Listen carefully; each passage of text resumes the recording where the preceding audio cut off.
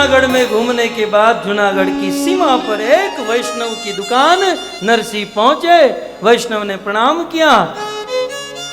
बोले मेहता जी, आज आप हमारी दुकान पर? बोले आज पिताजी का श्राद्ध है और घी लेने के लिए आया हूं। और यहाँ तो नरसी ने पहले से ही कह दिया, क्योंकि फिर तपेली में डाले, फिर वापस निकाले और फिर उसको साफ करे, उससे चाहे पहले ही बता दूं। नरसी ने कहा घी चाहिए, पिताजी का श्राद्ध है, लेकिन पैसे 15-20 दिन के बाद दूंगा। तो वैष्णव था भक्त, मने बहु गमे आ बात। बोलो दुकान वालों के, नरसी तारो बापी मारो बाप, શા માટે તું ચિંતા કરે છે?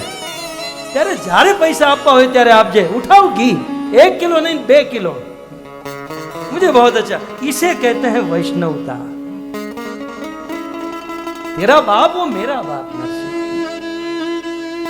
तो ऐसा मत समझ कि तुझे ही श्राद्ध करना है, ये मेरा श्राद्ध, लेके जा, जब चाहे तब मुझे देना।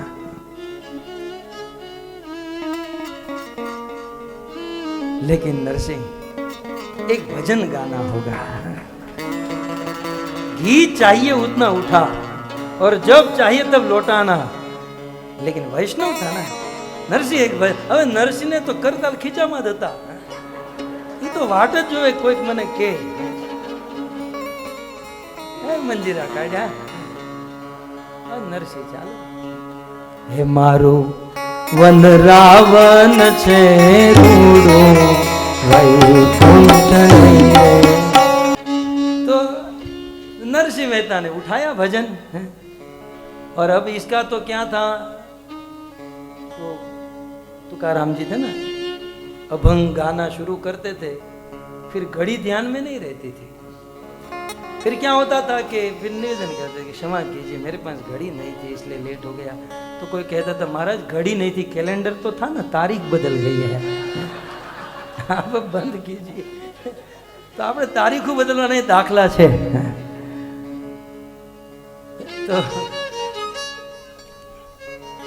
तो नरसिंह मेहता ने शुरू किया और वहां समय हो गया, मुहूर्त आ गया श्राद्ध करने का। और माणिक भगवान से प्रार्थना करेगा, हमारा घरवाળાનું કાંઈ નક્કી નહીં, આ તમારા ભાઈ એક વખત ઘરેથી નીકળે પછી એનો કાંઈ નક્કી ક્યારે પાછા આવે, ક્યાં અટવાઈ ગયા હશે, क्या करे।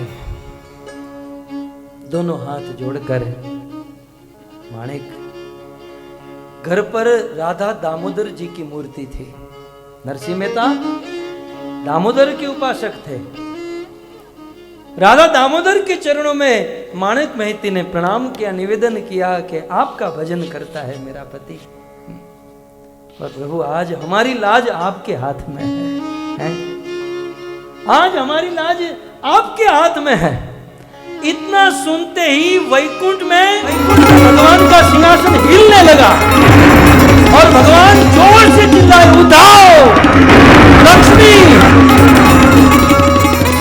अपने सारे पार्षदों को बुलाए, बोले क्या? बोले जूनागढ़, सब लोग तैयार हो जाओ, हमको जूनागढ़ जाना है।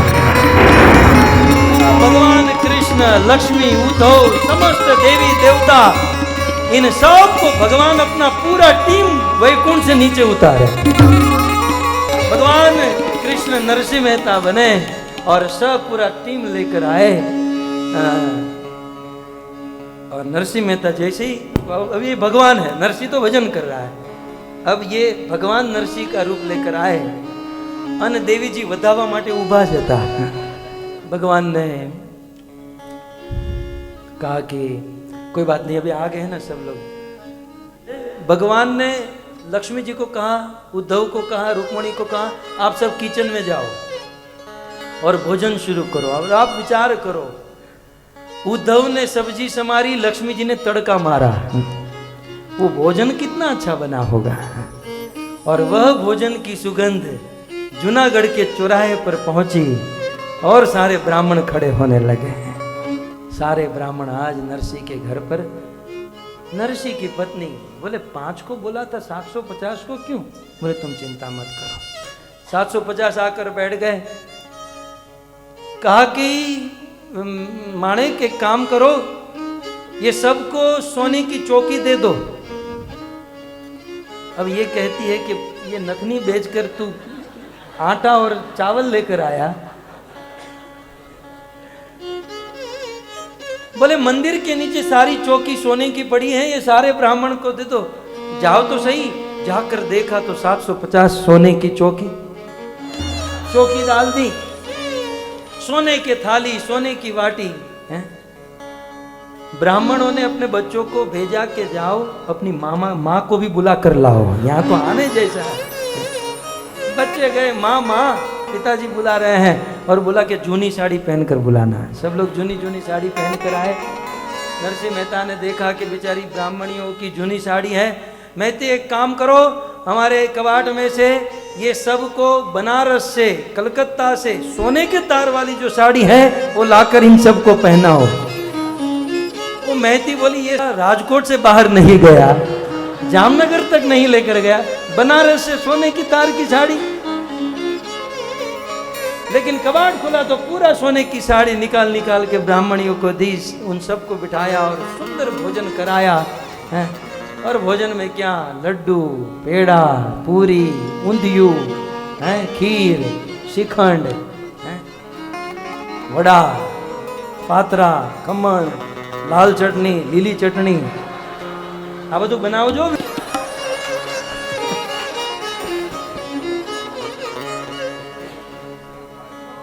छप्पन भोग। हाँ, तो आनंद आ गया। और आनंद तो तब आया जब प्रसाद लेने के बाद कहा कि मेहता जी ये प्लेट कहाँ रखे। नरसिंह ने अनाउंसमेंट किया, ये सोने की थाली चौकी सब अपने अपने घर लेकर जाओ। और ब्राह्मण तो ऐसे पूरा जो धोया न धोया ऐसे डालकर ऐसे भर कर सब उठे हैं। आनंद करा दिया। और इतना खाया कि इतना पेट बढ़ा के चप्पल नहीं मिल रहा था, जूते नहीं मिल रहे थे। अपने बेटे को, बेटा जरा मेरा जूता ढूंढ। बोले पिताजी मुझे भी कहाँ दिखाई दे रहा है, मैं आपकी चोटी को देखकर चल रहा हूँ। जूम भी नहीं पा रहे थे।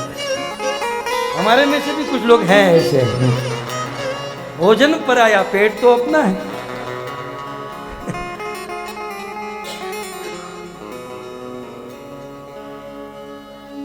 तो बहुत सुंदर श्राद्ध हुआ, सबको भोजन कराया, सबको, जो संक्षिप्त में इतना ही समझिए। और शाम के 5 बज गए और वहां नरसिंह के भजन पूरा हुआ। भजन समाप्त हुआ। नरसिंह ने देखा 5।